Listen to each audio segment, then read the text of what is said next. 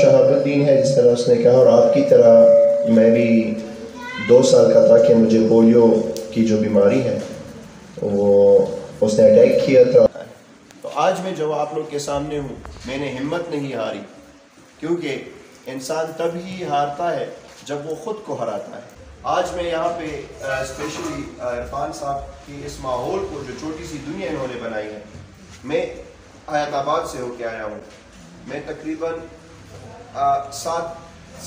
8 countries میں نے دیکھ لیے ہیں 2016 سے، اسی ڈسیبلٹی سیکٹر میں بہت ہینڈسم جگہ دیکھے ہیں، بہت زبردست ٹوکیو جیسی اسٹیشنز دیکھے ہیں، وہاں پہ انسٹیٹیوٹس دیکھے ہیں، لیکن خلوص اور محبت جگہوں سے، میٹیریل سے نہیں آتی۔ آپ یقین کریں عرفان صاحب، آپ مجھے اگر یہاں پہ پھولوں کے چادر بچھا دیتے اور کارپیٹ بچھاتے اور مجھے سرینا اور میریٹ جیسا ماحول پرووائڈ کرتے، وہ مجھے اٹریکٹ نہیں کرتا۔ میں یہی کہتا کہ عرفان صاحب نے گستاخی کی اور فضول خرچی کی، جو ہے بس یہی ہے، یہی سادہ زندگی، یہی خلوص۔ آپ نے چھوٹی سی دنیا بنائی ہے۔ آپ یقین کریں ان بچوں کو دیکھ کے مجھے خوشی بھی ہو رہی ہے اور افسوس بھی۔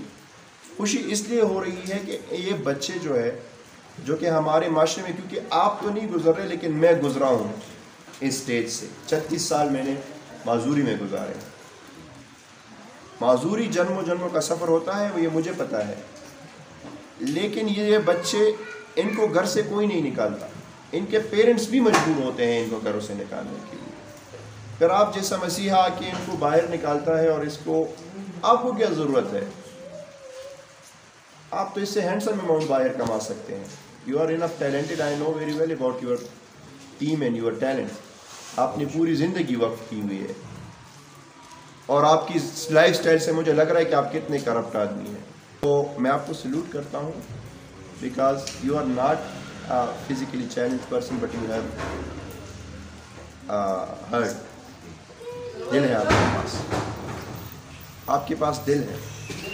دوسری بات، یہاں پہ خوددار ایک چھوٹا سا انیشیٹو تھا۔